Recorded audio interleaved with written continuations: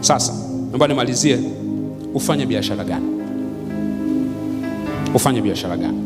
Sasa biashara ziko nyingi sana, siwezi kuzisema zote, lakini naomba nitoe zile ambazo zimetajwa kutoka kwenye ile andiko. Kuna biashara 7 ambazo mwanamke zimeelezewa wazi kabisa kwenye hii mithali, ambazo wewe unaweza ukazianza, tena zingine kwa mtaji mdogo na zingine uhitaji mtaji wote.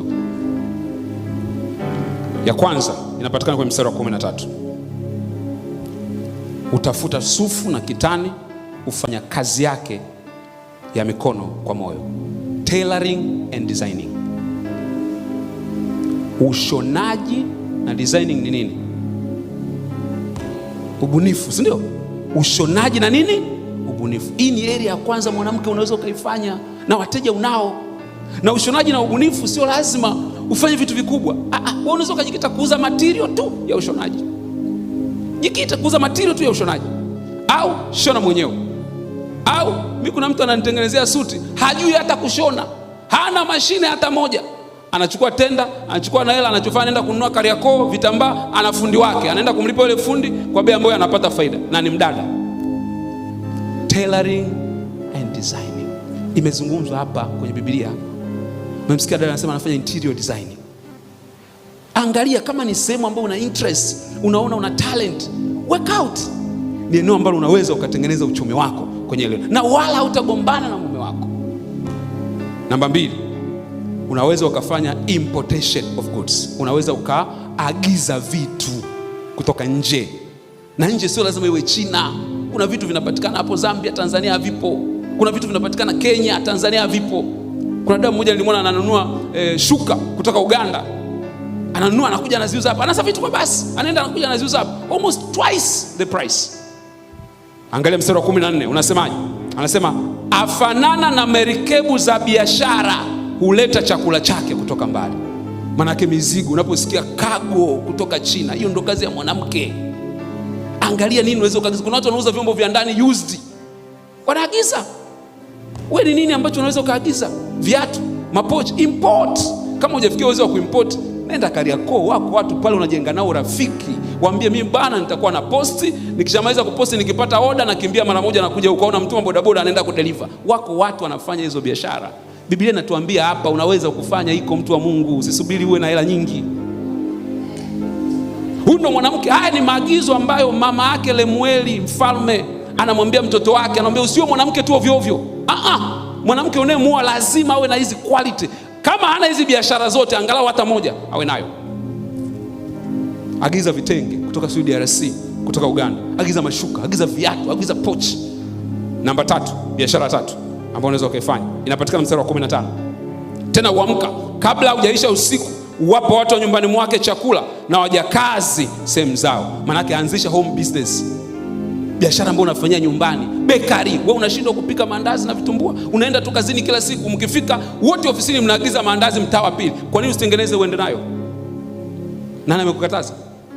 Juisi ikifika mchana wote mnaagiza, wewe unashindwa kutengeneza home business. Anasema akiamka na wajakazi wake wanafanya biashara ndani, kama wanakanda mandazi, kama wanafanya chapati, chochote kama wanachokifanya. Ufugaji is a home business. Catering, uhitaji office is a home business. Tengeneza keki, tengeneza vitu gani? Namba 4, kitu cha nne unaweza kufanya biashara 4, kilimo cha biashara. Kilimo biashara. Mstari wa 16 anasema uangalia shamba, sikiliza, akalinunua kwa mapato ya mikono yake, na kisha anafanya nini? Anapanda zabibu. Hapandi embe, hapandi tu mahindi, anapanda zabibu. Ni zao la kibiashara. Maana yake wewe una compound pale nyumbani, anzisha biashara ya mboga za majani. Angalia kama unaweza ukatengeneza greenhouse nyumbani kwako. Ni biashara ambayo unaweza, pilipili siku hizi zinanunulika. Angalia what can you sell? It's a home business ambayo unafanya kilimo biashara. Huyu ndo mwanamke mama yake Lemueli anamwambia, wewe mfalme, ukitaka mwanamke awe na one of this business. Biashara namba 5 inapatikana namba 10. Namba 5, si ndio? Inapatikana mstari wa 18, mstari wa 18. Unaweza ukafanya trading business. Trading maana yake ni kuuza, kununua na kuuza kwa faida. Trading business. Na angalia mstari wa 18 anasema, uona kama bidhaa yake ina faida. Maana yake huyu anaenda ananunua, anasema hii nikichukua hapa naenda kuuza hapa kwa shilingi fulani. Alafu anasema taa yake haizimiki. Maana yake nini? Anafanya biashara 24/7.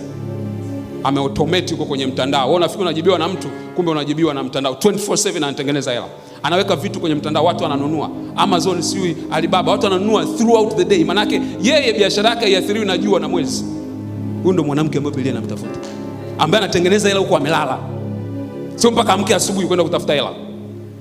Ndio Biblia inamzungumza huyu mwanamke. Hii ni biashara ambayo unaweza kufanya. Namba 6, angalia mstari wa 22 pale. Ametupa biashara ya 6 pale. Anasema ujifanyia mazulia ya urembo, mavazi yake ni kitani safi na urujuani. Maana yake beauty business. Unataka kufungua saluni, unataka kukodisha nguo za maharusi, unataka kuuza perfume, unataka kuuza accessories, chochote beauty business iko hapa kwenye Biblia. Find out naanzaje, nafanyaje. Namba 7 na mwisho, unaweza kufanya real estate. Real estate. Angalia mstari wa 16a. Mstari wa 16 unasemaje? Uangalia shamba akalinunua kwa mapato yake, sio ameomba. Huyu manake ni mwanamke ambaye alikuwa anatengeneza kipato. Anasema anaangalia, anasema hapa baada ya miaka miwili thamani itaongezeka. Anaenda ananunua shamba, baadaye anauza.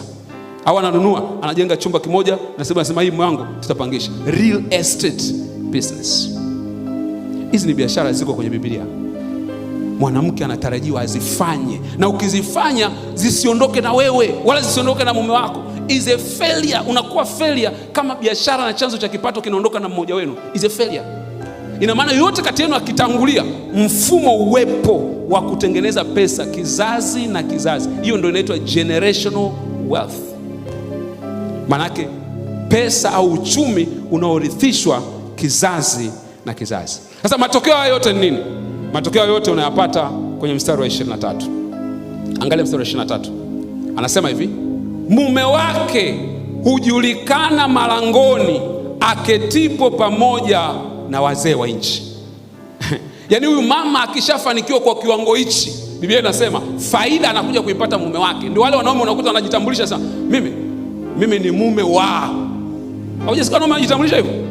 Mimi ni mume wa mkurugenzi wa sehemu fulani. Mimi ni mume wa yule mwenye saluni. Mimi ni mume wa mtu fulani. Maana yake inasema mume wake anajulikana malangoni na anajitambulisha kwa address ya mke wake. Ukifika hiyo level, uchumi wa familia umeanza kukaa sawa sawa. Sasa mume wangu ndio yule, mke wangu ndio yule. Mke wangu ndio yule anayemiliki jambo fulani. Mke wangu ndio mwenyewe, unajua ile brand fulani hivi, basi yule ndio mke wangu. Ndio wanaume tunataka mtufikishe hapa. Kama wewe unavyoweza kujivunia mume wako, na yeye anatakiwa pia ajivunie kwa sababu za uchumi. Sasa ukifanya yote, usisahau kwamba haufanyi kwa ajili ya kushindana na mwanaume. No. Unafanya ili umkamilishe vizuri mwanaume. Mstari wa 12 namalizia pale. Anasema hivi, humtendea mema wala si mabaya siku zote za maisha yake. Yaani pamoja na huyu mama kuwa na vitu vyote hivi, lakini bado haachi kumheshimu mume wake. Bado haachi kumsalimia mume wake. Bado haachi kumhudumia mume wake. Pamoja na mafanikio yote, anasema uaga halipizi kibaya, hamtukani mume wake, anamheshimu na anahakikisha kwamba mwanaume anakuwa na nafasi kwenye nyumba. Maana yake nini? Mafanikio ya mke sio tishio kwa mwanaume anayejielewa, ila ni faida, kwa sababu inasaidia kwenye kuhakikisha familia inakwenda sawa sawa.